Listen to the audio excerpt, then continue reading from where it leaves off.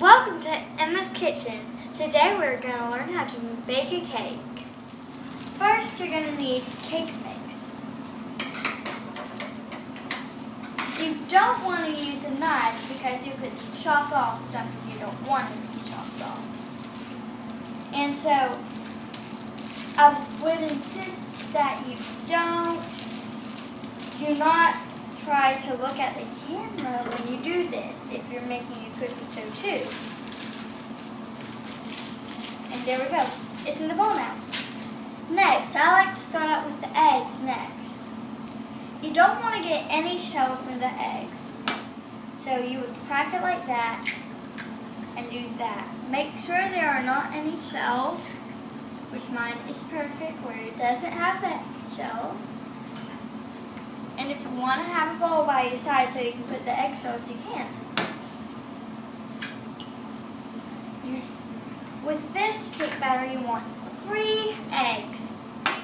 I would advise you not to eat the batter when it's not fully cooked because that's bad.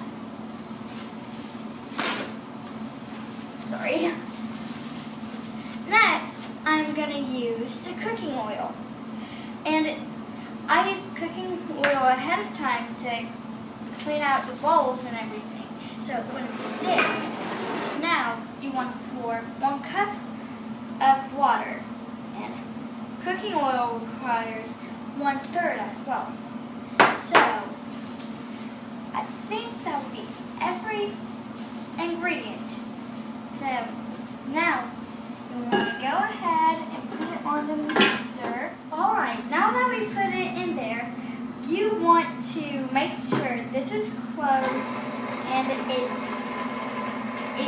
stay on that so everything won't flop around.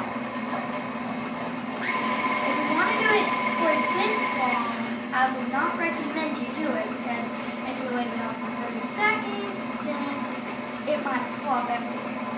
After 30 seconds, you will be using a spatula. So now let's use the spatula. You want to get everything off the sides. Now let's put it on for a little longer. Now we are going to oil the pans.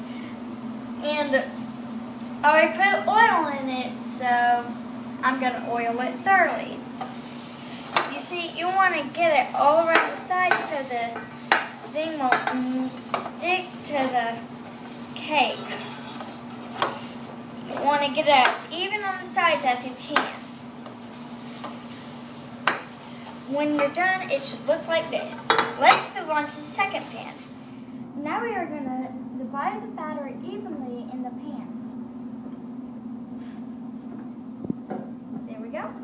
I had a little mishap. I know I told you not to do it, but that was just a little. So I would like to pour it a little, but not too much. You see how it's coming out slow?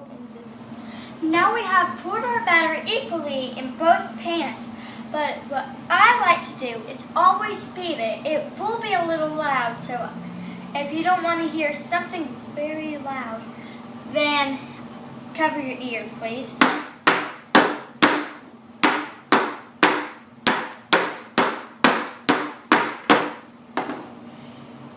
We might have to come back.